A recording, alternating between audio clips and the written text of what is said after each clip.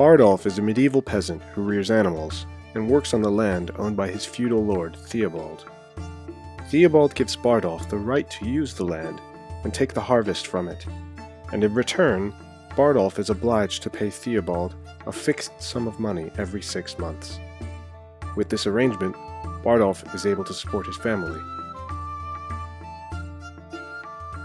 In the past 2 years, Theobald has been raising the fees that he collects from Bardolph every 6 months. Theobald has also started to impose fines on Bardolph, accusing him of petty offenses, such as leaving building doors unlocked on his land, and saying that things had gone missing as a result. Last year, Theobald said that some tools had gone missing and imposed a fine on Bardolph, as well as making Bardolph give him all the hay he had made that summer, which meant that Bardolph had nothing to feed his animals.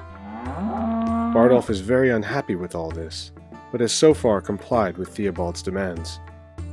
However, this year, after a particularly bad harvest, made worse by the fact that he had to sell most of his animals because he had nothing to feed them, he tells Theobald that he can't afford to pay the hugely inflated fees. Theobald says nothing, but the next day, Bardolph is arrested by the local constables. He is brought before the county justice and accused of poaching rabbits from Theobald's forests the previous day. This is a serious offense, for which he could receive very harsh punishments, and possibly even be hanged. Bardolph protests his innocence before the county justice, saying that apart from the conversation he had with Theobald, he had spent the whole day in the fields, and that those in the neighboring fields had seen him there until he went home to his family when the sun set.